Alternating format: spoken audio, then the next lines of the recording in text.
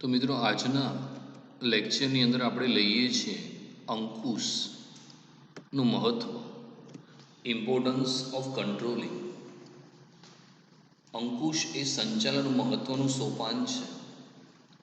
સંચાલનના ઉદ્દેશોને સિદ્ધ કરવા અંકુશની જરૂર પડે છે. અંકુશ વગરનું ઔદ્યોગિક એકમ સારથી વગરના રથ જેવું ગણાય છે. એકમની બધી જ પ્રવૃત્તિઓ નક્કી કરેલી યોજનાઓ અને આપેલી સૂચનાઓ અને નક્કી કરેલા સિદ્ધાંતો મુજબ થાય છે કે નહીં તેની ચકાસણી કરવાનું કાર્ય અંકુશ કરે છે. અંકુશનો મુખ્ય હેતુ ભૂતકાળમાં થઈ ગયેલી ભૂલો અને ખામીઓને શોધી તેનું પુનરાવર્તન અટકાવવાનું છે. તો મિત્રો, અંકુશનો મતલબ એ થાય કે આયોજન મુજબ કાર્ય થઈ રહ્યું છે કે નહીં તે જોવું અને જરૂર જણાય તો સુધારાલક્ષી પગલાં લેવા, અથવા પ્રયત્નો અને પરિણામ તથા સાધન અને ઉદ્દેશ વચ્ચે સમતુલા સાધવાનું કાર્ય એને અંકુશ કહેવામાં આવે છે. તો સંચાલન છે એનું એક મહત્ત્વનું સોપાન એ અંકુશ છે. કેમ કે આયોજનની અંદર જે ઉદ્દેશો નક્કી કરવામાં આવે છે એ ઉદ્દેશોને સિદ્ધ તમારે સમયસર કરવા હોય તો અંકુશની જરૂરિયાત રહેલી છે. જેમ કે રથ હોય તો એ રથનો અંકુશ પેલા સારથીના હાથમાં હોય.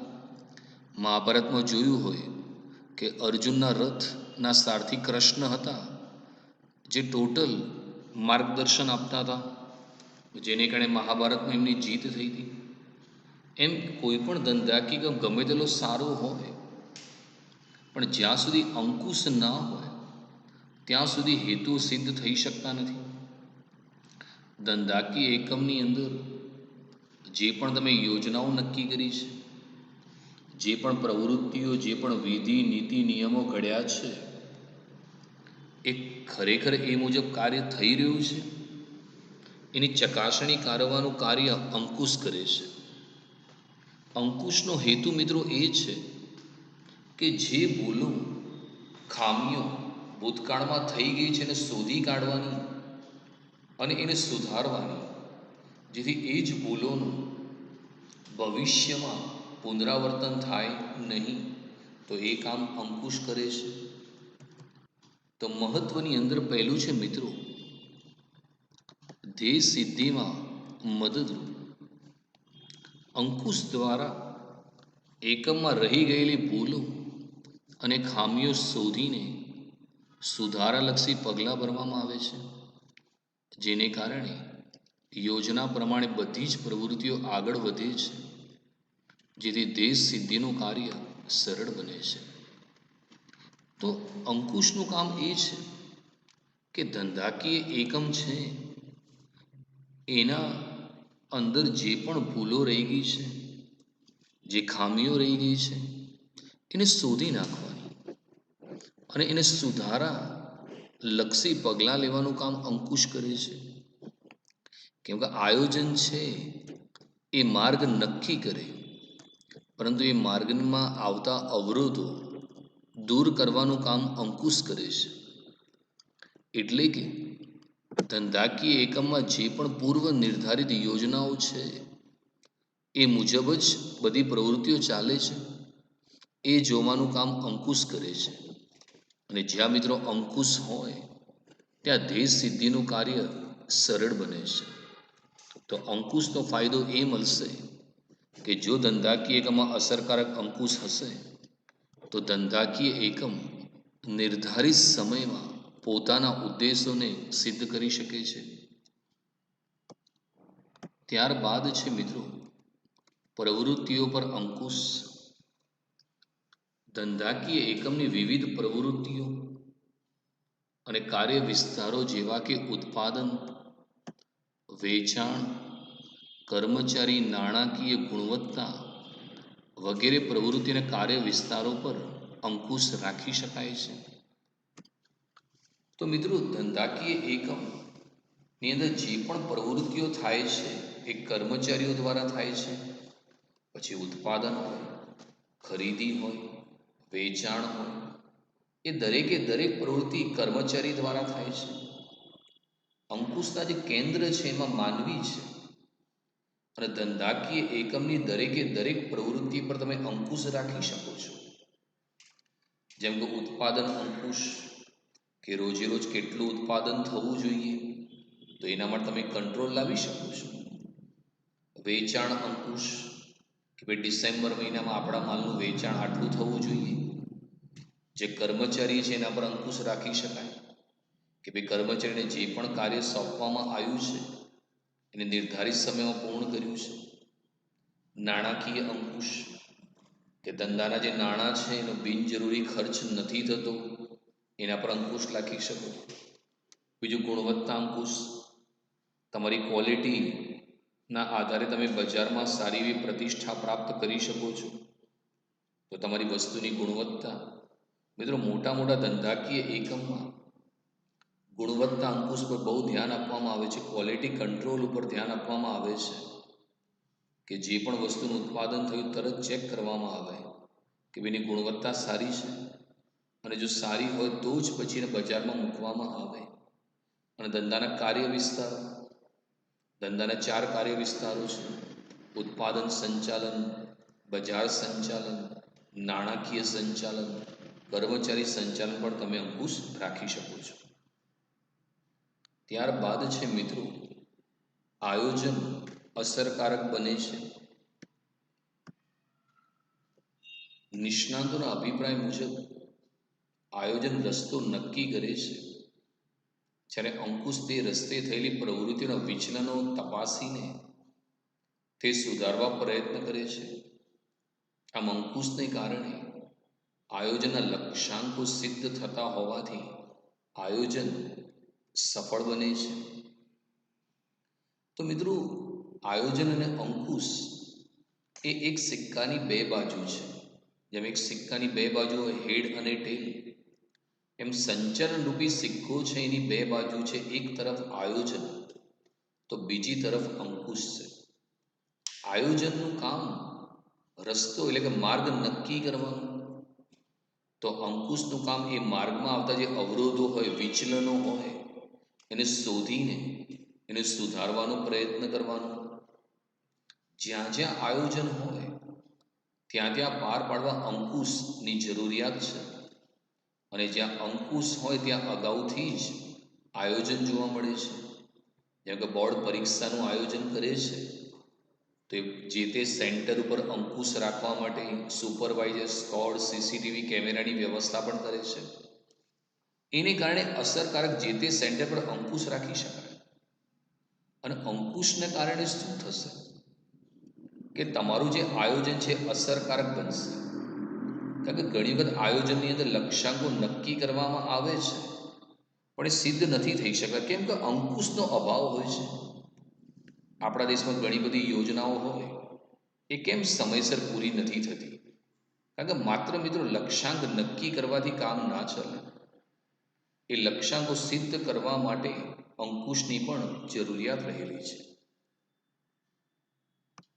ત્યારબાદ છે પ્રવૃત્તિઓ વચ્ચે સંકલન. ધંધાકીય એકમની વિવિધ પ્રવૃત્તિ વચ્ચે સંકલન સાધવામાં અંકુશ પ્રક્રિયા મદદરૂપ થાય છે. અંકુશને લીધે એકમની બધી પ્રવૃત્તિઓ વચ્ચે સંકલન સધાય છે. તો મિત્રો ધંધાકીય એકમની અંદર ઘણી બધી પ્રવૃત્તિઓ થતી હોય, પણ આ બધી પ્રવૃત્તિને એકબીજા જોડે સાંકળવી બહુ જરૂરી છે. સંકલન જાળવવું પડશે, નહીં તો એ કામ થઈ નહીં શકે. ધંધાના હેતુ સિદ્ધ કરવા વિવિધ કાર્યોને એકબીજા સાથે સાંકળવાની પ્રવૃત્તિને સંકલન કહેવામાં આવે છે. અને અંકુશને લીધે સંકલન તમે જાળવી શકો છો. તમે વિચારો, એક સાથે ગુજરાતમાં 15 લાખ વિદ્યાર્થીઓ પરીક્ષા આપતા હોય એક જ દિવસે, અને સમયસર એક્ઝામ લેવાઈ જાય, સમયસર પેપર તપાસાઈ જાય, સમયસર માર્કશીટ બનીને વિદ્યાર્થીને પહોંચાડવામાં આવે, તો એ બધા કામમાં કેટલું સંકલન હશે. કારણ કે આખા ગુજરાતમાં હજારોની સંખ્યામાં સેન્ટર હશે, ત્યાં પેપરો સમયસર પહોંચાડવાના, પરીક્ષા પતેલે પાછળ પેપરનું કલેક્શન કરવાનું, એને તપાસવા માટે મોકલવાના, માર્કશીટો તૈયાર કરવાની, વિદ્યાર્થી સુધી પહોંચાડવાની. તો એ કેવું સંકલન હશે એ મિત્રો વિચારો તમે. તમે ગુજરાતી માધ્યમના વિદ્યાર્થીઓ, તમે ગુજરાતીમાં પરીક્ષા આપશો, કોઈ ઇંગ્લિશ મીડિયમવાળા હશે, કોઈ હિન્દી મીડિયમવાળા હશે, કોઈ ઉર્દુ મીડિયમ, કોઈ સિંધી મીડિયમ. એક જ વાણિજ્યનું પેપર 6 થી 7 ભાષામાં કાઢવામાં આવશે, પણ તેમ છતાં કોઈ ભૂલ નથી થતી, કેમ કે અંકુશ એ બહુ જરૂરી છે. અને જો મિત્રો ધંધાકીય એકમમાં અસરકારક અંકુશ હોય તો ધંધાની દરેકે દરેક પ્રવૃત્તિઓ છે એની વચ્ચે તમને સંકલન જોવા મળશે. ત્યારબાદ છે મિત્રો કાર્યોનું મૂલ્યાંકન. એકમના અગાઉથી નક્કી કરેલા ધોરણો અથવા પ્રમાણો દ્વારા વાસ્તવિક સિદ્ધિઓનું માપ કાઢી શકાય છે અને કાર્યોનું મૂલ્યાંકન કરી શકાય છે. તો કાર્યનું મૂલ્યાંકન મતલબ એનાલિસિસ કરવું જોઈએ. તમે અગાઉ જે પણ ધોરણો નક્કી કર્યા છે અને વાસ્તવમાં તમને જે પરિણામ મળે છે એની વચ્ચે તમારે એનાલિસિસ કરવું જોઈએ, જેથી તફાવત આવે એ સમજી શકાય. દાખલા તરીકે તમે નક્કી કર્યું કે એક દિવસમાં 1000 એકમનું ઉત્પાદન કરવું, તો એ તમારું નક્કી કરેલું ધ્યેય છે, ધોરણ છે.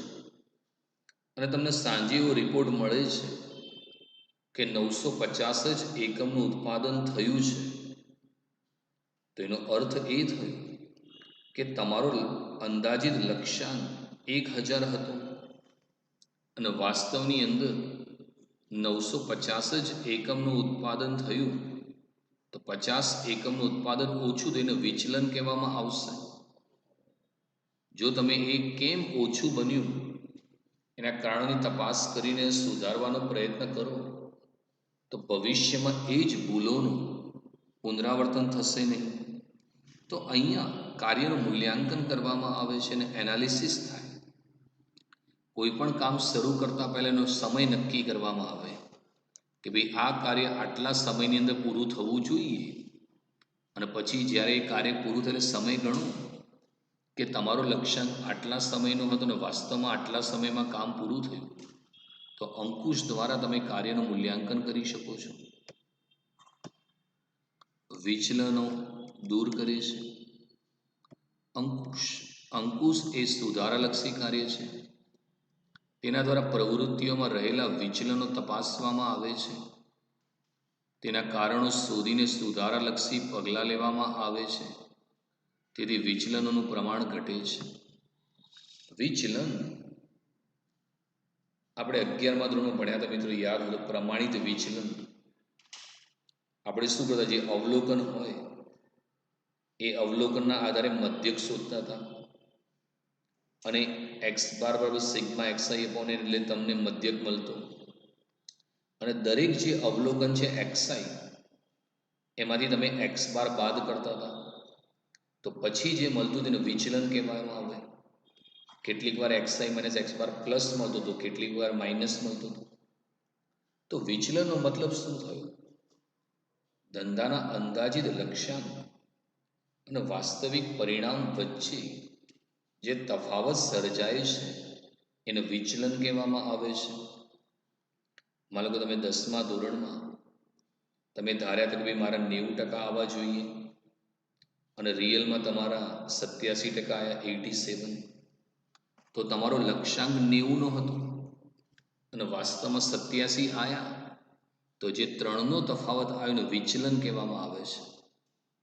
હવે તમે વિચારો કે કેમ 3% ઓછા આવ્યા, ક્યાં ભૂલો થઈ ગઈ, કયા વિષયમાં ઓછું થઈ ગયું, એ તમે જાણીને પછી સુધારવાના પ્રયત્ન કરો તો પાછા 11માં 90 કરતાં વધારે ટકા આવે, 12માં એનાથી પણ વધારે આવે. અંકુશ છે ને મિત્રો, એ સુધારાલક્ષી કાર્ય છે. અંકુશ એ ક્યારે પણ નકારાત્મક કાર્ય નથી.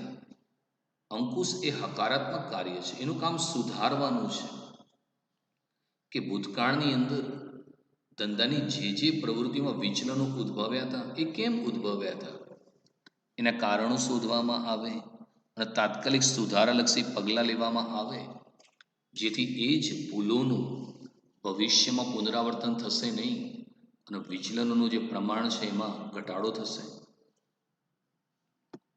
ત્યારબાદ છે મિત્રો સત્તા સોંપણી માટે જરૂરી. સત્તા સોંપણી માટે અંકુશ જરૂરી છે. કર્મચારીને કાર્ય સોંપાયા બાદ તેમની પર દેખરેખ રાખવાની જવાબદારી તેના ઉપરી અધિકારી પર હોય છે. ઉપરી અધિકારી સત્તાની સોંપણી કરી શકે છે, પરંતુ ઉત્તરદાયિત્વની સોંપણી કરી શકતો નથી. સત્તા સોંપણી માટે જરૂરી. સત્તા સોંપણી એટલે કાર્યની બીજાને સોંપણી અને તે કાર્ય કરવા માટેની સત્તા આપવી હતી. સત્તા જે છે મિત્રો એ સંચાલનની ચાવી છે, તો સત્તા સોંપણી એ વ્યવસ્થા તંત્રની ચાવી છે. તમે જ્યારે કોઈ વ્યક્તિને કોઈ કાર્ય સોંપો છો, તમે કોઈ વ્યક્તિને જ્યારે કાર્યની જવાબદારી સોંપો છો, ત્યારબાદ એ વ્યક્તિ કે અધિકારી એ કાર્ય સમયસર પૂર્ણ કરી શકે એ માટે તમારે સત્તા એને સોંપવી પડે. કારણ કે હેનરી ફ્યુલ કહે છે કે સત્તા વગરની જવાબદારી નિરર્થક છે. પણ એકવાર તમે જેને સત્તા સોંપી છે એના પર તમારે દેખરેખ રાખવી જોઈએ કે ખરેખર બરાબર કામ કરે છે. એનું કારણ છે કે ઉપરી અધિકારી છે એના નીચેના માણસો જે હશે એને સત્તા સોંપી દેશે. સંચાલકો જે સત્તા અધિકારીઓને આપશે ને અધિકારીઓ એ કામની જવાબદારી તળ સપાટીના ફોરમેન અને સુપરવાઇઝરને સોંપશે. પણ એટલું સમજી લો કે સત્તાની સોંપણી થઈ શકે, ઉત્તરદાયિત્વની ક્યારે પણ સોંપણી ન થઈ શકે. ઉદાહરણ આપું, દાખલા તરીકે તમે સંચાલક છો અને તમે હિસાબી અધિકારી છે એને ધંધાના હિસાબ લખવાનું કાર્ય સોંપ્યું કે ભાઈ ધંધાના એકાઉન્ટ તારે લખવાના છે. હવે એ જે હિસાબી અધિકારી છે એ પોતાના કાર્યનો બોજ ઘટાડવા તળ સપાટીમાં જે એકાઉન્ટન્ટ છે એને કામ સોંપી દે કે ભાઈ એકાઉન્ટ તું લખજે. તમે સત્તા હિસાબી અધિકારીને આપી. હિસાબી અધિકારી પોતાનું કાર્ય એકાઉન્ટન્ટ પાસે કરાવે છે અને માની લો કે એ એકાઉન્ટની અંદર ભૂલો થઈ, ગોટાળા થયા, છેતરપિંડી થઈ, તો એના માટે એકાઉન્ટન્ટ જવાબદાર નથી. એના માટે જવાબદાર છે હિસાબી અધિકારી. કેમ હિસાબી અધિકારી? કારણ કે સંચાલકોએ સત્તા કોને સોંપી હતી? હિસાબી અધિકારીને. હા, હિસાબી અધિકારીનો કાર્યનો બોજ ઘટાડવા એકાઉન્ટન્ટને કામ સોંપી શકે. મિત્રો સત્તાની સોંપણી થઈ શકે, પણ ઉત્તરદાયિત્વની ક્યારે પણ સોંપણી થઈ શકતી નથી. ઉત્તરદાયિત્વ હંમેશા ઉદ્ભવે છે અને એનો માર્ગ નીચેથી ઉપર તરફ હોય છે. જેમ કે તમારી સ્કૂલની અંદર સર્વોચ્ચ સત્તા પ્રિન્સિપાલ જોડે છે અને પ્રિન્સિપાલ ભણાવવાની સત્તા ટીચરને સોંપી દે છે. હવે માની લો કે સ્કૂલનું રિઝલ્ટ ખરાબ આવ્યું અને વિદ્યાર્થીઓ ફેલ થયા, તો ગુજરાત માધ્યમિક શિક્ષણ બોર્ડ જે છે એ જવાબ ટીચર પાસે નહીં માગે, પ્રિન્સિપાલ જોડે માગશે. કારણ કે ઉત્તરદાયિત્વ તો પ્રિન્સિપાલનું જ ઉદ્ભવે અને ઉત્તરદાયિત્વનો માર્ગ નીચેથી ઉપર તરફ હોય છે. ત્યારબાદ છે મિત્રો ભૂલોની શોધ. અંકુશમાં તાબેદારો કે કર્મચારીઓની થયેલી કામગીરીનું મૂલ્યાંકન કરવામાં આવે છે. તેમની કામગીરી પર દેખરેખ રાખવામાં આવે છે. પરિણામે અંકુશ દ્વારા તેમની ભૂલો, મુશ્કેલીઓ, ત્રુટીઓ અને વિચલનોને શોધી તેને દૂર કરવામાં આવે છે, જેથી ભવિષ્યમાં તેમનું પુનરાવર્તન ટાળી શકાય છે. તો ભૂલોની શોધ, તો અંકુશની અંદર શું હોય છે? જે પણ કર્મચારીઓ કામગીરી કરતા હોય એના પર સતત દેખરેખ રાખવામાં આવે છે કે ભાઈ કર્મચારી ક્યાં ભૂલ કરે છે, ક્યાં મુશ્કેલી આવે છે, ક્યાં ખામીઓ દેખાય છે. તો ભૂલો, ખામીઓ અને મુશ્કેલીઓ શોધવામાં આવે અને એને દૂર કરવામાં આવે. જો તમે ભૂલોને દૂર ન કરો તો ભવિષ્યમાં એ જ ભૂલનું પુનરાવર્તન થશે. અંકુશનું કામ એ છે કે એ ભૂલો શોધીને એને દૂર કરવાનું, જેથી ભવિષ્યમાં તેનું પુનરાવર્તન ટાળી શકાય છે. પહેલાં બોર્ડની પરીક્ષા હતી તો જે તે સેન્ટરમાં બહુ કોપી થતી હતી, લોકો કોપી કરીને પાસ થઈ જતા અથવા ટકા લાવતા હતા. બોર્ડે પછી સીસીટીવી કેમેરા લગાવ્યા અને પછી સીસીટીવી કેમેરાની ફૂટેજ જોવાની ચાલુ કરી. એમાં જે પણ સુપરવાઇઝર કોપી કરાવતો હોય કે જે સ્ટુડન્ટ કોપી કરતો હોય એને સજા કરવામાં આવી. તો તમે અત્યારે જુઓ, ગુજરાતની જે પરીક્ષા છે એ આખા ઇન્ડિયામાં ટોપ 3 નંબરની અંદર આવે છે. અને હવે એટલા બધા કોપી કેસ બી થતા નથી, કારણ કે તમે શોધી નાખી કે ભાઈ ક્યાં ક્યાં ભૂલો થઈ રહી છે અને જવાબદારી સામે તમે પગલાં ભર્યા. તો હવે તમે જુઓ, બિલકુલ શાંતિથી પરીક્ષા લેવાય છે. તો અંકુશનું કામ જ આ છે કે જે પણ કર્મચારી કામ કરતો એનું મૂલ્યાંકન કરો, એમની કામગીરી પર સતત દેખરેખ રાખો, ભૂલો, મુશ્કેલીઓ, ત્રુટિઓ શોધો, એને દૂર કરો, જેથી ભવિષ્યમાં તેનું પુનરાવર્તન ટાળી શકાય. ત્યારબાદ છે મિત્રો લાંબા ગાળાનું આયોજન. લાંબા ગાળાની યોજનાઓના ઘડતરમાં અંકુશ મદદરૂપ થાય છે. અંકુશ પ્રક્રિયાને કારણે એકમની વર્તમાન પ્રવૃત્તિ અંગેની જે માહિતી પ્રાપ્ત થાય છે તેના આધારે લાંબા ગાળાના અનુમાનો કરી શકાય છે. તો અંકુશ જે છે એ કોઈ પણ યોજના ઘડવા માટે ખૂબ જ મદદરૂપ છે. કે ધંધાકીય એકમમાં રોજે રોજ શું થઈ રહ્યું છે એનો રિપોર્ટ મળતો રહેતો હોય કે ભાઈ કેટલું ઉત્પાદન થયું, કેટલું વેચાણ થયું. તો એને આધારે તમે ભવિષ્યની લાંબા ગાળાની યોજનાઓ બનાવીશું કે ભાઈ ભવિષ્યની અંદર આપણે આ પ્રકારનું કામ કરીશું. અને એને કારણે તમે જુઓ, આજે ઘણા ધંધાકીય એકમ પોતાનું ઉત્પાદન વધારી રહ્યા છે, વેચાણ વધારી રહ્યા છે, નવી નવી શાખાઓ શરૂ કરી રહ્યા છે. પહેલાં સાબર ડેરી છે એની માત્ર હિંમતનગરની અંદર જ ડેરી હતી, પણ રોજ દૂધની જે આવક થતી હતી એની માહિતી મળતી ગઈ.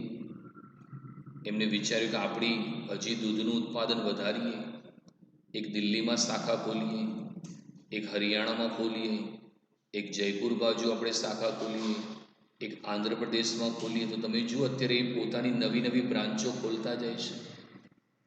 પણ એ ત્યારે થઈ શકે કે જ્યારે તમારી જો વર્તમાનની પ્રવૃત્તિની માહિતી મળે, જેથી તમે લાંબા ગાળાનું આવું આયોજન કરી શકો છો. ત્યારબાદ છે મિત્રો દોરવણીમાં મદદરૂપ. અંકુશ દ્વારા દોરવણીનું કાર્ય સરળ બને છે. અંકુશ કર્મચારીઓ દેખરેખ રાખે છે, તેમને પડતી મુશ્કેલીઓ જાણે છે અને તેમને કાર્ય માટે માર્ગદર્શન અને દોરવણી આપે છે, જેથી નિર્ધારિત પદ્ધતિ એ દરેક પ્રવૃત્તિ થાય છે. તો દોરવણી શું છે મિત્રો? દોરવણીનો મતલબ થાય કર્મચારીને માર્ગદર્શન આપવું અને તેના પર દેખરેખ રાખવી. અને અંકુશને લીધે દોરવણીનું કાર્ય પણ મિત્રો બિલકુલ સરળ બની જશે. કારણ કે અંકુશનું કામ શું છે? જે પણ કર્મચારીઓ છે એના પર દેખરેખ રાખવામાં આવે, અને દેખરેખ રાખવાથી મિત્રો ઓટોમેટિક અંકુશ આવી જાય. તમે બોર્ડની પરીક્ષાની અંદર હતા અને સીસીટીવી કેમેરા ચાલુ હતા, સુપરવાઇઝરનું બિલકુલ ધ્યાન હતું, તો તમે બધા કેટલી શાંતિ અને ડિસિપ્લિનથી પરીક્ષા આપતા હતા. દેખરેખથી મિત્રો ઓટોમેટિકલી અંકુશ આવી જાય છે. અંકુશથી શું થાય? કર્મચારીને ક્યાં મુશ્કેલી આવે છે, કર્મચારીને શું નથી આવડતું એ જાણવામાં આવે, અને પછી એમને માર્ગદર્શન આપવામાં, એને દોરવણી આપવામાં આવે, જેથી એ કામ બરાબર સરળ થાય. અને મિત્રો જરૂરી છે, સચિન તેંડુલકરે પોતાની કારકિર્દીની શરૂઆત એઝ અ બોલર તરીકે કરી હતી, પણ એનો કોચ છે રોજે રોજ એના પર દેખરેખ રાખતો હતો. અને પછી કોચે બોલાવીને કીધું કે તું બોલિંગની જગ્યાએ બેટિંગ બહુ સરસ કરે છે, એને માર્ગદર્શન આપ્યું, દોરવણી આપ્યું, તો આજે તમે જો એક ભારતના મહાન ક્રિકેટર તરીકે સચિન તેંડુલકરનું નામ આવે છે. તો અંકુશને લીધે મિત્રો તમે દોરવણી જે છે એનું કાર્ય સરળ બનાવી શકો છો. ત્યારબાદ છે કાર્યક્ષમતાનું બેરોમીટર.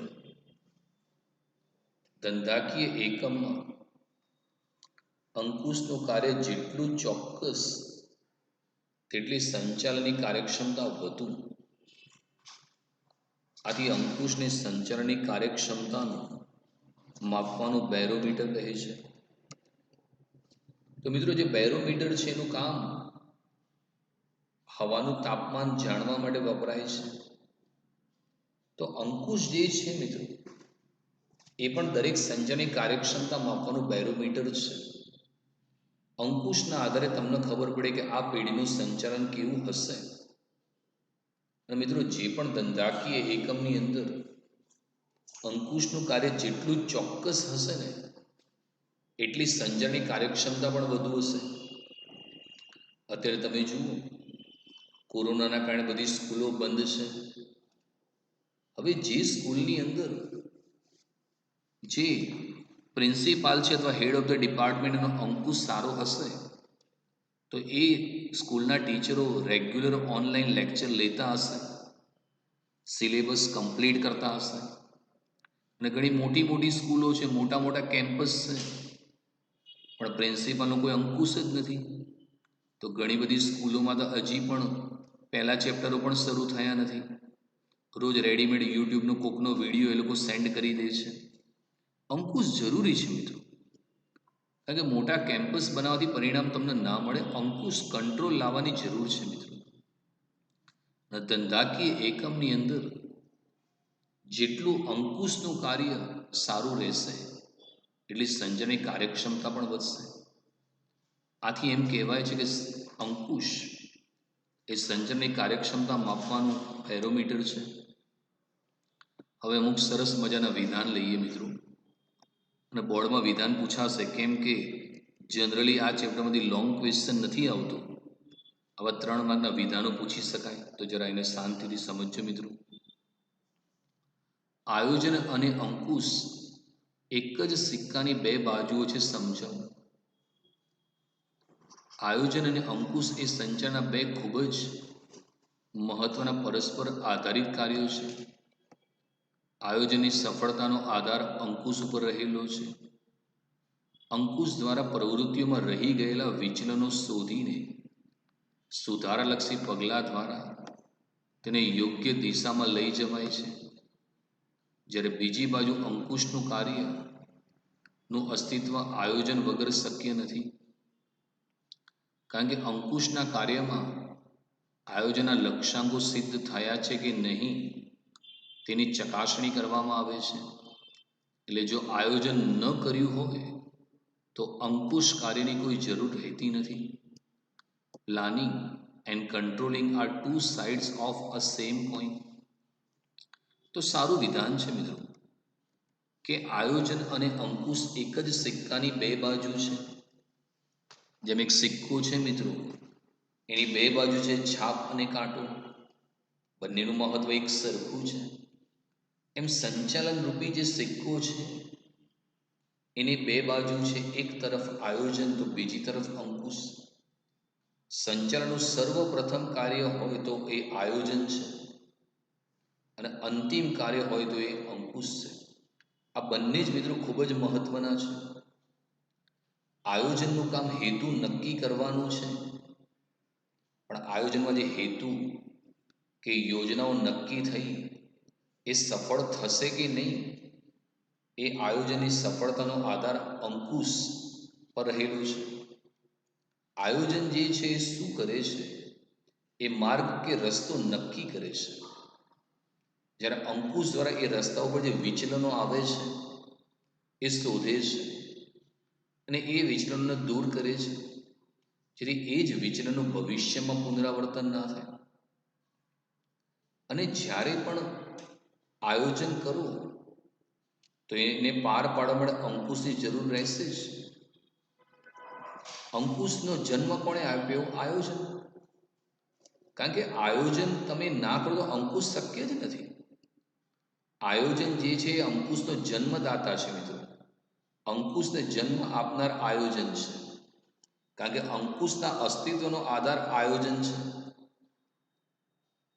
અને આયોજનમાં જે લક્ષ્યાંકો નક્કી થયા છે એ કેટલા સિદ્ધ થયા તેની ચકાસણી કરવાનું કામ અંકુશ કરે છે.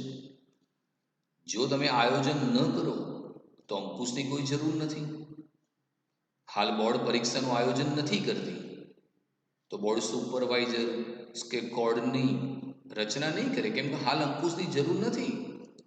જે દિવસે તમારી બોર્ડની પરીક્ષાનું આયોજન થશે એ દિવસ તરત જ બોર્ડ સુપરવાઇઝર કે સીસીટીવી કેમેરા કે સ્કોડની રચના કરશે. એટલે જ્યાં જ્યાં મિત્રો આયોજન હોય ત્યાં એને પાર પાડવા માટે અંકુશની જરૂરિયાત રહે છે. અને જો આયોજન ન કર્યું હોય તો અંકુશની કોઈ પણ જરૂરિયાત હોતી નથી. એટલા માટે કહેવામાં આવે છે કે આયોજન અને અંકુશ એ એક સિક્કાની બે બાજુ છે. Planning and controlling are two sides of a same coin. બીજું છે મિત્રો, આયોજન પરિવર્તનને કાબૂમાં રાખતા શીખવે છે. આયોજનમાં જે કાર્યક્રમો ઘડવામાં આવે છે તેના અમલ આંતરિક અને બાહ્ય પરિબળો પર આધારિત હોય છે. આંતરિક પરિબળોને નિયંત્રણમાં લઈ શકાય છે, જ્યારે બાહ્ય પરિબળો જેવા કે સરકારની નીતિ, હરીફાઈ, તેજી મંદી, કાચા માલની અછત, લોકોની અભિરુચિ, ફેશનમાં પરિવર્તન વગેરે માટે અંકુશ જરૂરી બને છે. બાહ્ય પરિબળોને સમજી તે અનુસાર સુધારલક્ષી પગલાં લઈને આયોજન અનુસાર કાર્ય થાય તે જોવાનું કાર્ય અંકુશનું છે. આમ આયોજન અને અંકુશ પરિવર્તનો સામે રક્ષણ પૂરું પાડે છે. તો આયોજનની અંદર શું થાય છે? તો સંચાલનની અંદર, આયોજનની અંદર વિવિધ પ્રકારના કાર્યક્રમ ઘડવામાં આવે છે. જેમ કે ઉત્પાદન કરવું છે તેનો કાર્યક્રમ ઘડવામાં આવશે. ઘણા ધંધાકીય ગમે 24 કલાક ઉત્પાદન થતું હોય તો એક કામદાર કંઈ 24 કલાક કામ ના કરી શકે તો એક કાર્યક્રમ ગોઠવાશે કે ભાઈ 8-8 કલાકની 3 પાળી ગોઠવાશે અને દરેક કામદારો 8-8 કલાક કામ કરશે. હવે એ જે કાર્યક્રમ ઘડવામાં આવ્યો એને બે પ્રકારના પરિબળો અસર કરે. એક આંતરિક પરિબળ અને બીજા બાહ્ય પરિબળો. આંતરિક પરિબળો એવા છે કે જેના પર તમે અંકુશ સરળતાથી લાવી શકો છો. કર્મચારી છે, ઉત્પાદન છે, વેચાણ છે, એ તમારા આંતરિક પરિબળો છે. તમે એને નિયંત્રણમાં લઈ શકો છો. પણ મિત્રો કેટલાક બાહ્ય પરિબળો છે. બાહ્ય પરિબળો જે છે એમાં સરકારની નીતિ, સરકાર જેની નીતિ એકાએક બદલાઈ જાય તો સીધા તમારા આયોજનને અસર થઈ શકે. હરીફાઈ છે, ધંધામાં એક દિવસે ધીમે ધીમે હરીફાઈ વધતી જાય. ઘણી વખત ધંધામાં તેજી આવી જાય, મંદી આવી જાય.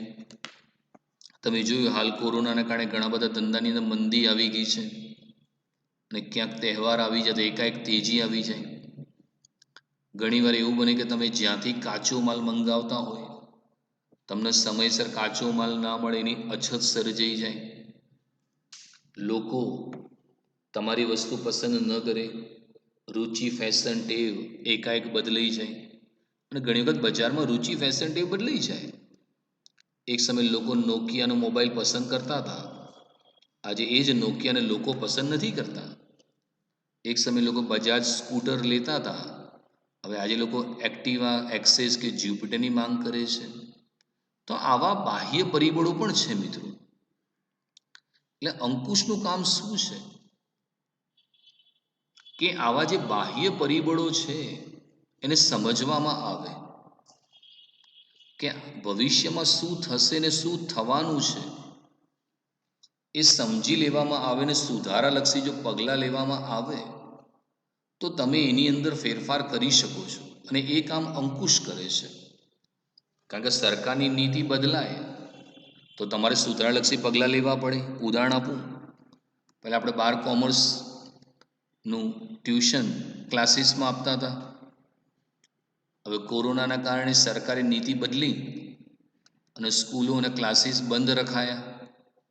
તો પછી અમે પણ પરિવર્તન કર્યું કે જે ક્લાસરૂમમાં ભણાવતા એની જગ્યાએ અમે ઓનલાઈન ભણાવવાનું ચાલુ કર્યું. તો આ વસ્તુ શું છે કે તમારે સમય સંજોગો અનુસાર સુધારાલક્ષી પગલાં લેવા જરૂરી છે. હરીફાઈ આવે તો તમારે પણ સુધારવું પડે. જેમ કે રિલાયન્સના મોલવાળો છે, એ કરિયાણું પોતાના શોપિંગ મોલમાં વેચતો હતો, પણ એને જો કે એમેઝોન વાળો ઓનલાઈન કરિયાણું વેચે છે, તો એને પણ મિત્રો સુધારાલક્ષી પગલાં લીધા. એને આયોજનમાં ફેરફાર કર્યો અને જીઓ માર્ટ નામની એપ્લિકેશન બનાવી કે હવે તમે બી જીઓ માર્ટ પર ઓનલાઈન કરિયાણું વેચી શકો છો. એને કારણે નાના નાના દુકાનદારો પણ હવે સમજી ગયા. એમને પણ ગ્રાહકને કીધું તમે બી અમને ઓનલાઈન ઓર્ડર આપો, અમે પણ તમને વસ્તુ આપીશું. અને એને કારણે શું થશે કે બાહ્ય પરિબળ તમારે અગાઉથી સમજવા પડશે. બજાજ કંપનીને ખબર હતી કે ભવિષ્યમાં લોકોની રુચિ ફેશન બદલાઈ જશે, તો એને તરત જ જુદા જુદા પ્રકારના બાઇક બનાવવાના ચાલુ કરી દીધા. તો આજે માર્કેટમાં ચાલે છે. મારુતિ કેટલા વર્ષોથી નંબર 1 ચાલી રહી છે, કેમ કે એ તરત જ નવા નવા મોડેલ્સ અને નવી નવી વસ્તુઓ બજારમાં મૂકતું જાય છે. તો એ કામ અંકુશ દ્વારા થઈ શકે છે. આવા બાહ્ય પરિબળોને સમજીને સુધારાલક્ષી પગલી લઈને આયોજન અનુસાર કાર્ય થાય, એ જોવાનું કામ અંકુશનું છે. આમ આયોજન પણ મિત્રો પરિવર્તનશીલ હોવું જોઈએ અને અંકુશ પણ ગતિશીલ પ્રક્રિયા હોવી જોઈએ, જેથી બદલાતા સમય અને સંજોગોની અંદર તમે પરિવર્તન લાવી શકો છો. આમ કહી શકાય કે આયોજન અને અંકુશ પરિવર્તનો સામે રક્ષણ પૂરું પાડે છે.